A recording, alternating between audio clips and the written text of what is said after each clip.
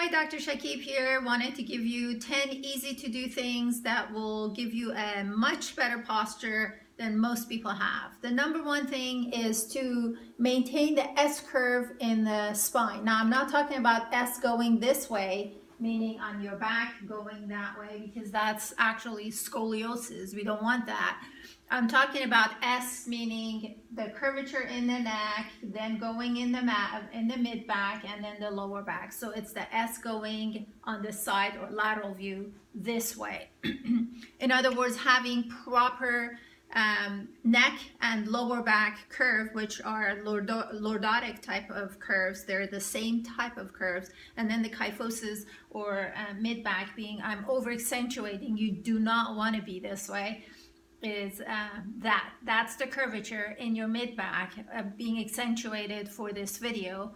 Otherwise it would be more like that, and then the curvature in the neck and the lower back are opposite of that. So you want to do whatever it takes to maintain that, and I'm going to give you what it takes in this video. I've also done many videos giving you little tips and little things that you can do on a daily basis to assure that proper curvature. When you're working, make sure that we're not talking about work at the office, we're talking about work in general. The height is very important. You want to be at your elbow height. In other words, things are at your elbow height. Otherwise, you're pushing. If it's too high, it's going to push you there. And unfortunately, if it's lower, you're straining to reach your work area.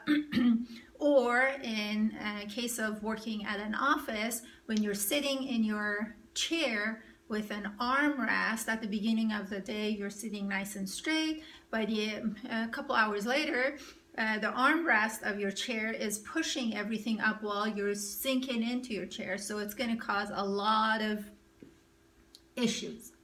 Another thing that will add to a much better and more fitted posture is proper lifting. Most people think they know how to do lifting, and yet I see it all the time, every single place I go to. So what's just a quick little review of what proper lifting is. You want to lift close to your body. That's very important. Your feet and your feet need to be as wide apart as your shoulders. That gives you the maximum amount of power behind your muscles. You want to bend your knees as you're lifting, so you're using that. You tighten your core to do the lifting, and you lift with your legs. Do not twist. No twisting. When you lift and you twist, that puts your spine at its least amount of protection, and it's very easy to really injure yourself really bad. We're talking about disc herniation, etc. And if you're still straining, well, guess what? Get help. It's okay to get help. The next thing is proper posture when you're sleeping. I've done a video on proper sleeping. If you need to check that out, go to my website, ensurewellness.com. I'll put it in this video also. You can email me, ENSURE wellness, drs@ensurewellness.com. I also belong to YouTube. I post these videos on YouTube as well, so you can subscribe to my YouTube channel, and every time I post a video, you get a notification. You can check it out.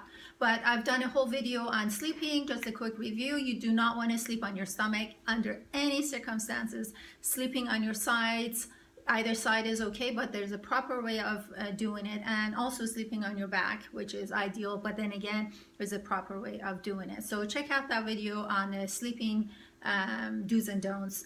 Also on my website, ensurewellness.com, I have online forms. There is a checklist of things you should or shouldn't do when you're sleeping. Then it comes to technology.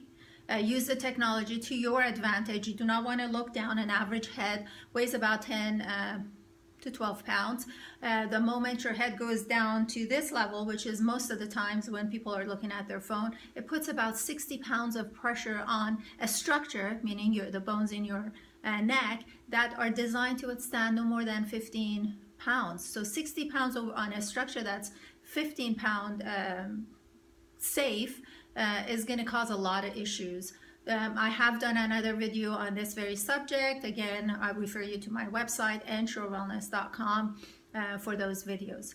Do not put your wallet in your pocket. It puts pressure on the sciatic nerve, causes a lot of issues. You have to move. That's the next thing. Moving. We are designed to move. We're not designed to be sitting. In fact, when you're sleeping and you think you're resting, you're still moving.